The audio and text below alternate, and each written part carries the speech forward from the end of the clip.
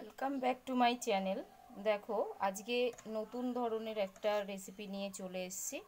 বাড়ির কচু গাছের যে লতি হয়েছিল সেই লতিটাকে আমি একটু কেটে নিয়েছি, প্রিপারেশন করেই রেখেছি। তো দেখো এই লতি কীভাবে মানে কলা পাতায় কলা পাতায় ভাজা হবে, তো তারই প্রিপারেশন আজকে। দেখো প্রথমে এই যে কেটে ধুয়ে রাখা লতিগুলোকে আমি গামলায় রাখলাম। আর মশলা হিসেবে যেটা নিচ্ছি, দেখো এখানে আছে জিরে, ধনে, তোমার গোলমরিচ, শুকনো লঙ্কা, এগুলো একসঙ্গে আমি পেস্ট করে নিয়েছি। তো সেগুলোকে আমি অ্যাড করলাম।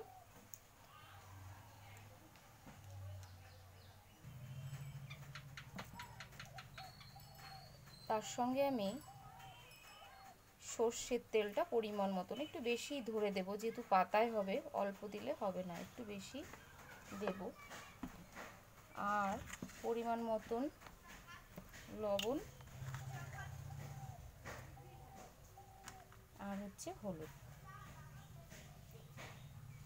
এগুলোকে দিয়ে খুব সুন্দরভাবে এটাকে মেখে নিতে হবে।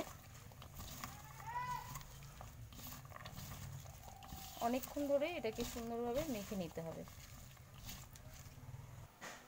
এরকম বেশ কিছুক্ষণ মাখার পরে এই যে এভাবে তৈরি হলো। এবার আমি প্রথমে আমি এই যে কলা পাতাটাকে দুটো আমি কলা পাতা নেব, একটা থালার ওপর আমি রেডি করছি যাতে আমাকে প্যানে বসাতে সুবিধা হয়। তো এইভাবে নিয়ে দেখো যে মেখে রাখা সেটাকে আমি আস্তে আস্তে ঢেলে দিলাম। এই প্রিপারেশনটাই হচ্ছে মোস্ট ইম্পর্টেন্ট, এটাই ঠিকঠাক করে করতে হবে। তারপর তো শুধু প্যানে বসিয়ে দিয়ে গ্যাসটা শুধু জ্বালিয়ে দেওয়া কাজ। পুরো প্রিপারেশনটা প্রথমে এভাবেই আমাকে রেডি করতে হবে। দেখো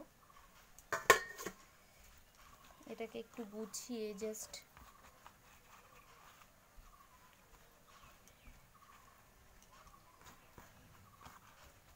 এভাবে দিতে হবে। এই আমার প্রিপারেশন কমপ্লিট হয়ে গেল। তো আরেকটা যেটা করতে হবে সেটা হচ্ছে ঠিক তার উল্টো দিকটা এইভাবে দিয়ে দিতে হবে। এটা আমার প্রিপারেশন হয়ে গেল। দেখো একদম অল্প স্টিমে, একদমই মানে বললাম অল্প স্টিমে এটাকে প্যানটাকে রাখতে হবে। এবং অলরেডি আমি যে প্রিপারেশনটা করে রেখেছি, তো সেটা আমি এভাবেই একদম সুন্দর করে বসিয়ে দেব। দেখো এভাবে একদম সুন্দর করে বসিয়ে দিয়ে তারপর এইটা আমি দিয়ে দেব।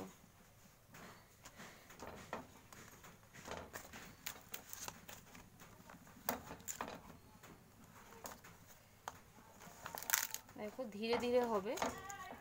তো এভাবে আমি ফোল্ড করে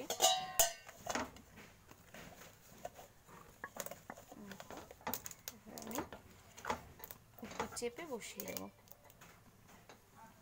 বেশ কিছুটা সময় লাগবে, যেহেতু ধীরে ধীরে এটা সিদ্ধ হবে, তো অনেকটা সময় আমাকে এভাবেই রেখে দিতে হবে। মিনিমাম 25 মিনিট রাখার পরে এভাবে খুলে দিলাম। যেহেতু অল্প স্টিমে হচ্ছে, তো আমি দেখি কি অবস্থায় আছে।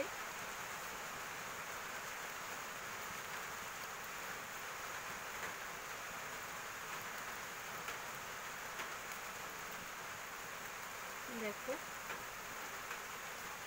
এক সাইড হয়ে গেছে, তো আমি এটাকে উল্টে দেব।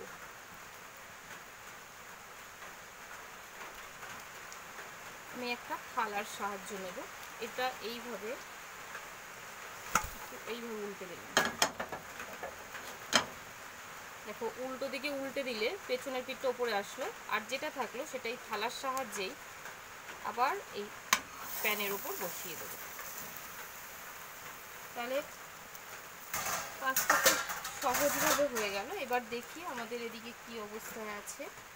দেখো একদম অপোজিট সাইড, যেটা এতক্ষণ ধরে হয়েছে, আধ ঘন্টা ধরে, খুব সুন্দর একটা দেখতে হয়েছে, পোড়া পোড়া ভাব।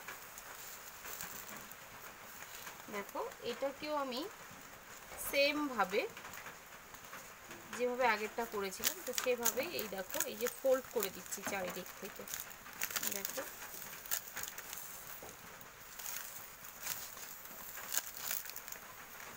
এগুলো খেতে ভীষণই টেস্টি হয়, অনেকক্ষণ ধরে যেহেতু এটা করতে হয়। তো সবুরে মেওয়ার ফলে আমরা সবাই জানি, তো যতক্ষণ ধরে করছি তো অটোমেটিক্যালি টেস্ট ভীষণই সুন্দর হয়। এটাকে আমি সেমভাবে আবার রেখে দেব। ফিরে আসছি কিছুক্ষণ পর। দেখো এবার ভেতরটা যেহেতু জল জমে রয়েছে, তো আমি এটাকে একটু খুলে আলগা করে দেব, তাহলে তাড়াতাড়ি টানবে।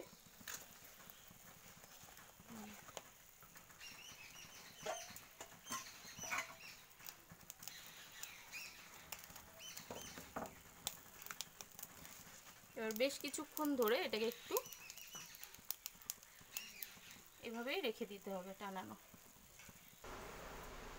দেখো বন্ধুরা, এটা কমপ্লিট হয়ে গেছে।